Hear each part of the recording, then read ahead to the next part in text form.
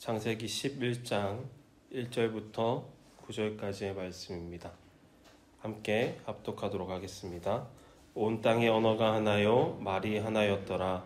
이에 그들이 동방으로 옮기다가 시날 평지를 만나 거기 거류하며 서로 말하되 벽돌을 만들어 견고히 굽자 하고 이에 벽돌로 돌을 대신하며 역청으로 진흙을 대신하고 또 말하되 자 성과 탑을 건설하여 그 탑 꼭대기를 하늘에 닿게 하여 우리 이름을 내고 온 지면에 흩어짐을 면하자 하였더니 여호와께서 사람들이 건설하는 그 성읍과 탑을 보려고 내려오셨더라.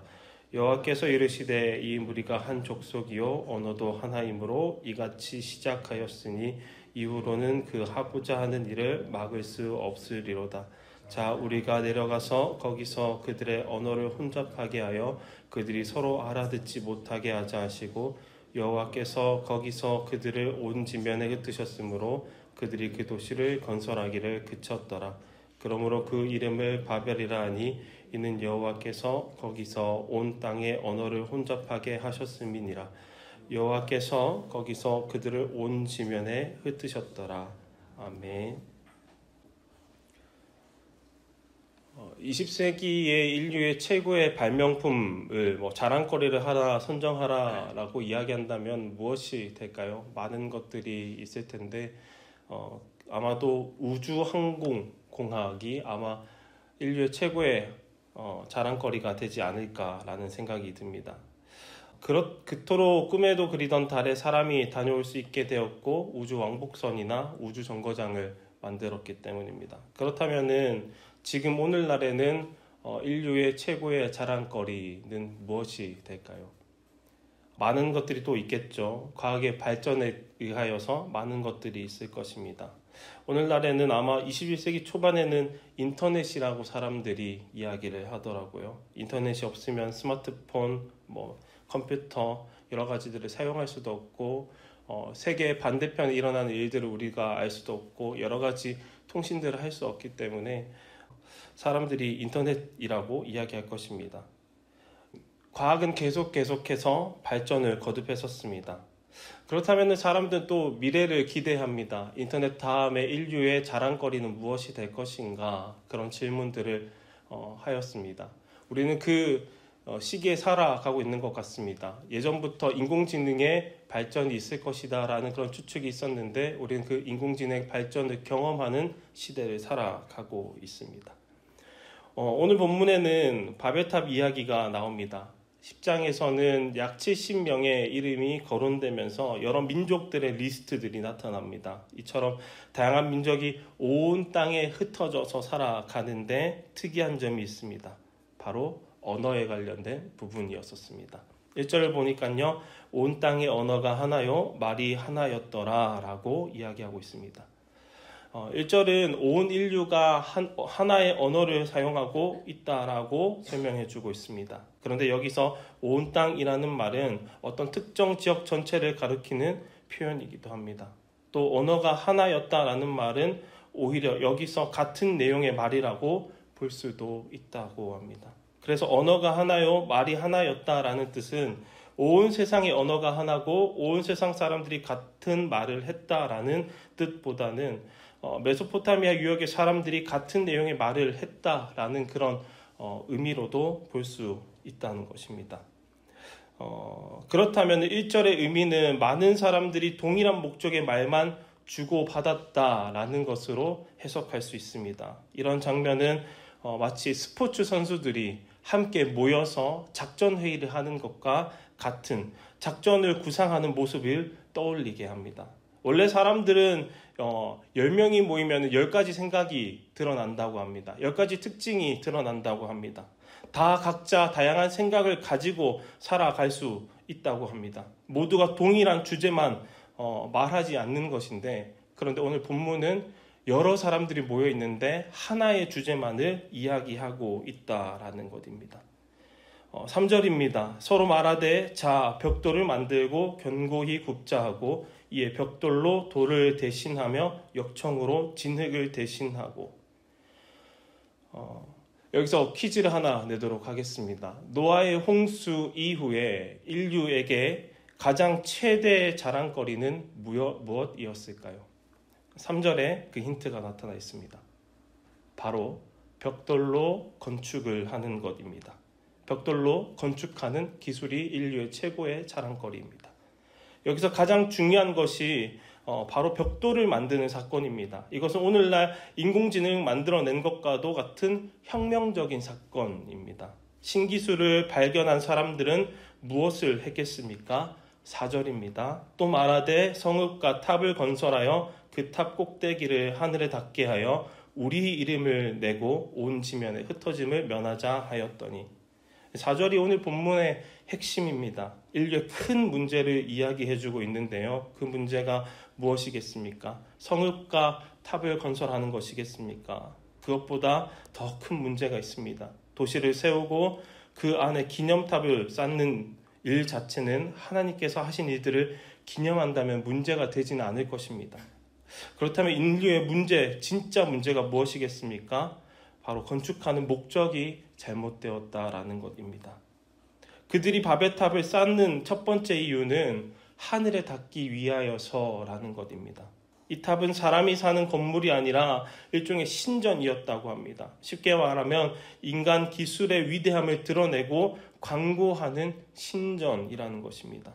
그들은 하나님을 만나기 위하여서 탑을 쌓아 하늘에 닿게 하려고 한 것이 아니라 하나님께 도전하기 위하여서 탑을 쌓은 것입니다. 벽돌을 만드는 기술을 갖게 되자 사람들은 이제는 하나님 필요 없어.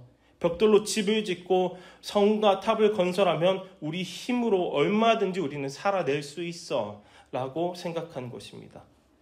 혹시 성도님들께서 지구라트라는 고대 건축물을 보신 적 있으십니까? 사실 그 건축물이 하나도 높지 않습니다. 지금의 눈으로 보면은 가소롭지만 당시 사람들에게는 기술의 혁명을 이룬 것입니다. 사람들은 벽돌을 만들고서는 자기들이 마치 뭐가 된 것 마냥 다 할 수 있는 존재가 된 것처럼 마치 다 이룬 것처럼 의기양양해졌습니다. 이런 정도의 능력과 기술이면은 하나님 없이도 살 수 있다라고 충분하다라고 외치기 시작한 것입니다. 사람들은 자기들의 이름을 내기를 원했었습니다. 우리가 이걸 했다, 우리가 이걸 해냈다, 우리가 최고다, 우리 좀 봐라, 우리가 이 정도다. 그렇게 다른 사람들에게 자기 이름을 내고 자신들을 알아주기를 원했던 것입니다. 인간은 누구나 남에게서 인정받고 싶은 욕구가 있습니다. 스타가 되기를 원합니다. 좀 썰렁한 농담일 수도 있지만은 어떤 분이 스타에 대해서 이렇게 이야기하시더라고요. 스타란 스스로 타락한 사람이다. 네, 웃어주셔야 하는데 좀 더 연습해 보도록 하겠습니다. 자기가 스타가 되려고 하면은 정말 타락합니다. 자기가 스타가 되기 위해서 살아간다면은 교만해지기 시작하는 것입니다. 그런데 이러한 분위기가 세상에만 있는 것이 아니라 교회에도 있다라는 것입니다. 개개인적인 부분에서는 봉사하는 마음가짐입니다. 하나님께 감사하는 마음으로 교회에서 여러 가지 일들, 봉사를 하는 것인데 나를 좀 알아주세요. 내가 이렇게 열심히 하고 있어요 라는 마음으로 봉사를 할 때가 우리에게 종종 있다라는 것입니다. 이런 마음이 생길 때마다 우리는 누구도 알아주지 않는다 할지라도 주님이 아신다, 난 하나님이 아시면 만족한다 라고 다시 마음 먹어야 할 것입니다. 교회 전체적인 부분에서도 교만의 문제가 나타날 때가 있습니다. 교회는 제자를 삼으라는 예수님의 명령을 따라 복음을 전하는 사명을 감당하는 곳입니다. 한 생명을 하나님께로 이끌고 한 생명을 진정한 하나님 나라 백성으로 만들어가는 곳이 바로 교회입니다.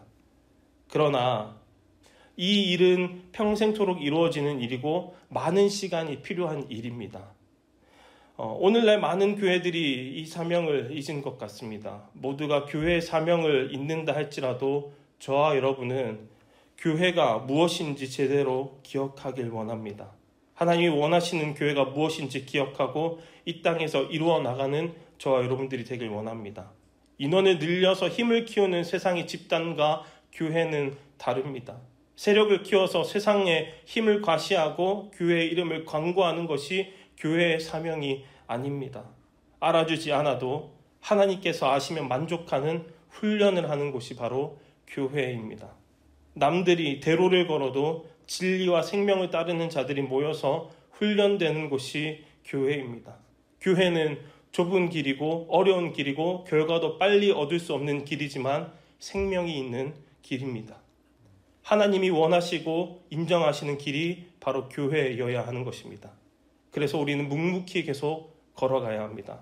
사람의 인정이 아니라 하나님의 인정을 받는 교회를 저와 여러분들이 만들어 나가야 하는 것입니다. 인간들이 모여서 죄를 짓기 시작하니까 하나님께서 직접 내려오십니다. 그리고 이렇게 말씀하십니다. 7절입니다. 자, 우리가 내려가서 거기서 그들의 언어를 혼잡하게 하여 그들이 서로 알아듣지 못하게 하자 하시고, 여기서 하나님의 유머가 나타나는데요. 사람들이 3절에 자 벽돌을 만들자라고 표현하고요. 4절에서 자 성읍과 탑을 건설하자라고 하니까 하나님 동일하게 표현을 하십니다. 자 우리가 내려가서 혼잡하게 하자라고 하십니다. 바벨이라는 말 자체가 혼잡하게 한다라는 뜻입니다. 각자 다른 언어를 말하게 되니까 서로 의사소통이 안 되게 되어 마침내 사람들은 뿔뿔이 흩어지게 됩니다. 하나님은 인간의 잘못된 의도와 행동을 막으시기 위하여서 언어를 혼잡하게 하셨습니다. 실제로 진짜 언어가 안 통하게 되었다는 뜻도 되고 마음이 하나가 되지 못했다라는 말도 됩니다.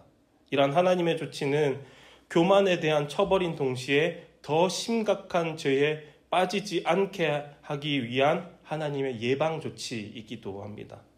쉽게 말하자면 죄를 범하는 인간들 사이에 더 비극적인 일이 일어나지 않게 하기 위하여서 하나님께서는 그들을 흩어지게 만드셨다라는 것입니다. 그런데 이때 바벨탑에서 나뉜 언어가 다시 일치가 되는 놀라운 일이 오랜 시간 후에 일어납니다. 성도님들께서 많이 들어보셨을 텐데요. 사도행전 2장에 나오는 오순절 성령 강림 사건입니다. 오순절에 다락방에서 함께 기도하던 제자들에게 성령님이 임하십니다. 제자들은 성령을 받아 새로운 말을 하기 시작합니다. 각기 다른 방언으로 똑같은 내용을 말하기 시작합니다. 바로 하나님의 큰 일을 말하게 되었던 것입니다. 사실 제자들은 예수님의 죽음과 부활 그리고 하늘로 올라가는 것을 직접 목격한 사람들입니다. 이전에는 이들이 서로 누가 크냐, 내가 크다 하면서 싸웠었습니다. 특히 12제자는 예수님이 왕이 되시면 자신이 더 높은 위치에 앉게 될 것이라고 예상하면서 서로 싸웠던 자들이었었습니다. 그런데 예수님의 부활과 승천 이후에 교만과 명예욕에 사로잡혔던 그들이 마음을 같이하여 오로지 기도에 힘쓰는 사람들로 변화가 된 것입니다. 자신의 이기적인 유익을 위하여서 거기 함께 모인 것이 아니라 하나님의 뜻을 구하면서 완전히 한마음이 되어 하나님께 간절히 기도했던 것입니다. 그리고 바로 그때 한마음이 되었을 때 성령께서 그들에게 임하셨습니다. 제자들은 각기 다른 방언을 했습니다. 하지만 그들은 같은 내용의 말을 했습니다. 바벨탑을 쌓던 사람들은 같은 말을 사용했지만 속마음은 제각기 달라서 자기 자신의 유익만을 추구했습니다. 우리는 두 가지 상황을 통하여서 우리가 기억해야 할 것이 있습니다. 마음의 동기가 무엇을 향하느냐라는 것입니다. 초대교회 성도님들은 주님의 목적을 이루고자 하는 마음으로 하나가 되어서 간절히 하나님께 기도했습니다. 그때 성령님께서 하나님의 큰 일을 말하게 함으로 복음이 폭발적으로 전파되는 역사가 일어나게 하신 것입니다. 바벨탑을 쌓던 시대와 요즘 시대는 서로 닮은 점이 많다는 것을 느낍니다. 당시에 벽돌을 만들면서 인간이 교만해지고 자기들 능력으로 충분하다고 생각했던 것처럼 이 시대에도 과학기술의 발전으로 이제 우리가 알아서 한다, 하나님은 필요 없다라고 이 시대도 이야기합니다. 경제적인 풍요로움도 자랑합니다. 그런데 우리가 잠시 몇 년 전에 겪었던 코로나 시대를 생각해 보길 바랍니다. 우리가 자랑하던 이 모든 것이 그 코로나 앞에서 아무것도 아니더라고요. 그 상황을 해결하실 수 있는 분은 오직 하나님밖에 없다라는 것을 우리가 철저히 겪었지 않습니까? 우리는 이 사실을 잊어서는 안 됩니다. 하나님의 은혜가 필요하다라는 것을. 그러나 바벨탑을 지을 수 있는 기술을 허락하셨던 하나님께서 왜 오늘날 이런 과학기술과 물질적 풍요를 우리에게 주셨을까요? 바벨탑이 무너진 것은 결코 탑을 쌓는 것 자체가 나쁘기 때문이 아니었습니다. 그들의 목적이 잘못되었기 때문입니다. 우리가 함께 하나가 되어서 하나님의 뜻을 구하며 기도한다면 성령님께서 오순절에 역사하셨던 것처럼 우리에게 같은 마음과 같은 방향성을 주실 것이라 믿습니다. 초대교회에 부어주셨던 성령의 역사가 오늘날 저와 여러분들에게도 동일하게 이루어지기를 소망합니다.